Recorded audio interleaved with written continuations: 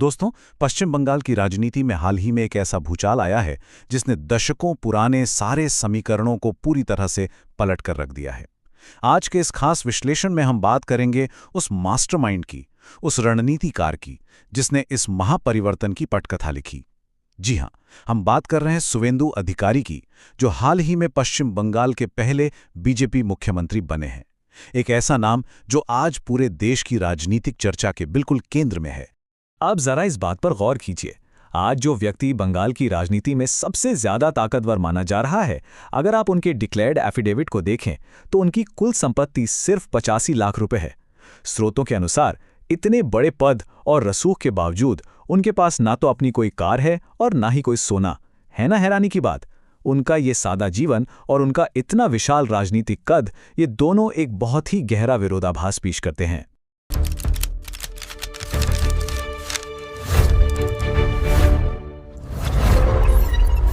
तो चलिए आज की इस चर्चा की रूपरेखा देख लेते हैं। हम उनके बचपन से लेकर नंदीग्राम आंदोलन, टीएमसी छोड़ने के कारण, उनका जायंट किलर बनना और उनके भविष्य की रणनीतियों तक सब कुछ सिलसिलेवार तरीके से कवर करेंगे। तो शुरुआत करते हैं भाग 1 से, उनका प्रारंभिक जीवन और प्रेरणाएं। शुवेंदु अधिकारी आखिर हैं कौन और राजनीति में उनका इंटरेस्ट कैसे आया? देखिए, राजनीति तो मानो उनके खून में ही थी। उनका जन्म 15 दिसंबर 1970 को पूर्वी मेदिनीपुर के करकुली में हुआ था। उनके पिता शिशिर कुमार अधिकारी कांग्रेस के एक बहुत बड़े नेता और पूर्व केंद्रीय मंत्री रहे हैं।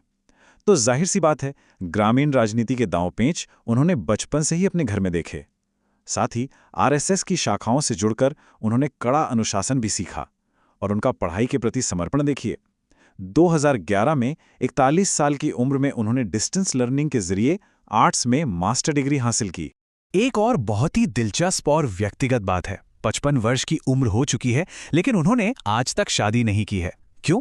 दरअसल वो अपने इलाके के 3 महान अविवाहित स्वतंत्रता सेनानियों सतीश सामंत, सुशील धारा और अजय मुखर्जी से बहुत ज्यादा प्रभावित रहे हैं। बिल्कुल उन्हीं की तरह शुवेंदु ने अपना हर एक पल, अपना पूरा जीवन सिर्फ और सिर्फ जनसेवा और राजनीति को समर्पित करने का पक्का फैसला कर लिया था। आगे बढ़ते हैं भाग 2 की तरफ, राजनीति में उनके पहले कदम।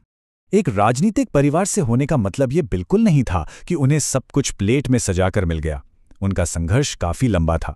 1989 में उन्होंने कांग्रेस की छात्र इकाई से अपनी शुरुआत की। फिर 1995 में कोंटाई नगर पालिका से पार्षद का अपना पहला चुनाव जीता। जब 1998 में ममता बनर्जी ने तृणमूल कांग्रेस बनाई तो उनका परिवार भी इस नई पार्टी के साथ आ गया। लेकिन सफलता रातों रात नहीं मिली। 2001 में जब उन्होंने मुक्केबेरिया से अपना पहला विधायक चुनाव लड़ा तो उन्हें हार का सामना करना पड़ा था। अब इस स्लाइड के आंकड़ों को जरा ध्यान से देखिए, क्योंकि ये उनकी सबसे बड़ी ताकत को दर्शाता है, वापसी करने की ताकत। 2004 के लोकसभा चुनाव में उन्हें सीपीएम के दिग्गज नेता लक्ष्मण चंद्र सेठ ने 57,000 से भी ज्यादा वोटों से हरा दिया था। ये बहुत बड़ी हार थी। लेकिन सिर्फ 5 साल बाद 2009 में शुवेंदु ने उसी तामलुक सीट पर उसी लक्ष्मण सेठ को 1,11,000 से भी भारी अंतर से हरा दिया। ये ऐतिहासिक जीत दिखाती है कि वो कितनी मजबूत पकड़ रखते हैं। अब आते हैं भाग 3 पर, नंदीग्राम आंदोलन का युग। ये वो दौर था जिसने बंगाल का इतिहास हमेशा के लिए पलट दिया। 2007 का नंदीग्राम आंदोलन। दरअसल तत्कालीन वामपंथी सरकार एक केमिकल स्पेशल इकोनॉमिक जोन बनाने के लिए 10,000 एकड़ कृषि भूमि का जबरन अधिग्रहण कर रही थी। किसानों ने इसके खिलाफ एक जबरदस्त जमीनी प्रतिरोध खड़ा कर दिया। हालात बहुत हिंसक हो गए और दुखद रूप से पुलिस फायरिंग में 14 लोगों की जान चली गई।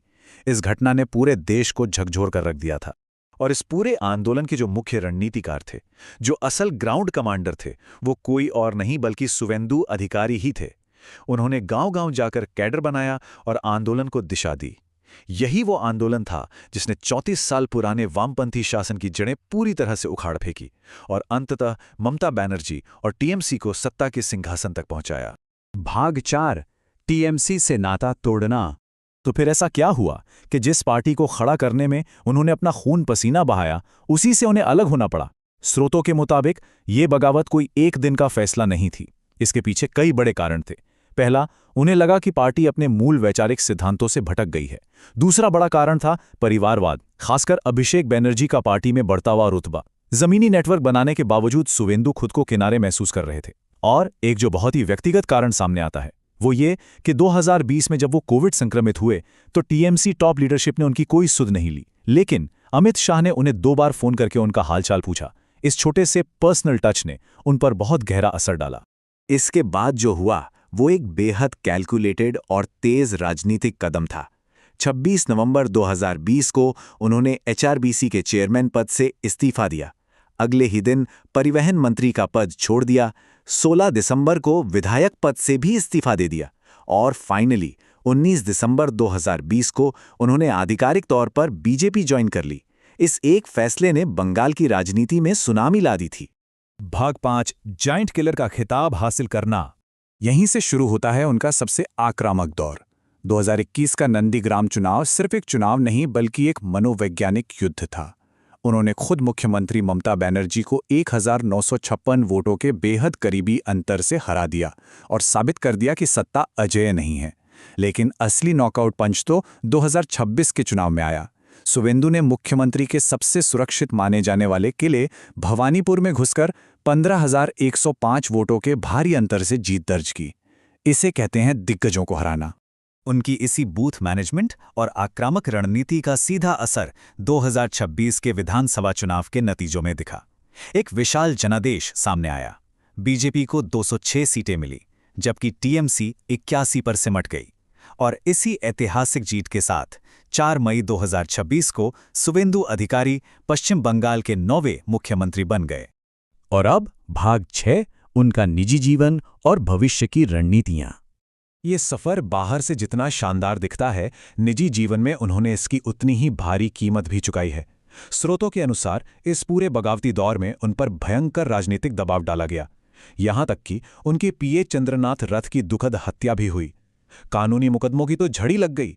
2021 में जहां उन पर एक केस था, 2026 तक आते आते वो बढ़कर 29 हो गए। लेकिन इन सब मुश्किलों के बावजूद वो अपना पूरा फोकस सिर्फ राजनीतिक रणभूमि पर रखते हैं और आज भी एक बेहद सादा जीवन जीते हैं। तब मुख्यमंत्री बनने के बाद उनकी आगे की रणनीति क्या है? उनका पूरा विजन बंगाल के व्यापार और औद्योगिक विकास पर टिका है। सबसे पहले लंबे समय से अटके 25,000 करोड़ रुपए के ताज पर डीप सी पोर्ट प्रोजेक्ट को वो फिर से शुरू कर रहे हैं। केंद्र और राज्य सरकार के बीच अब तालमेल होने से L&T और NBCC जैसी कंपनियों के जरिए इंफ्रास्ट्रक्चर का काम तेज होगा। इसके अलावा संदेश खाली जैसी घटनाओं से जो छवि खराब हुई थी, उसे सुधारने के लिए कानून व्यवस्था सख्त की जा रही है ताकि बिजनेस कॉन्फिडेंस वापस आए। और छोटे उद्योगों यानी MSME के लिए सरकारी बैंकों से लोन का फ्लो भी बढ़ाया जा रहा है।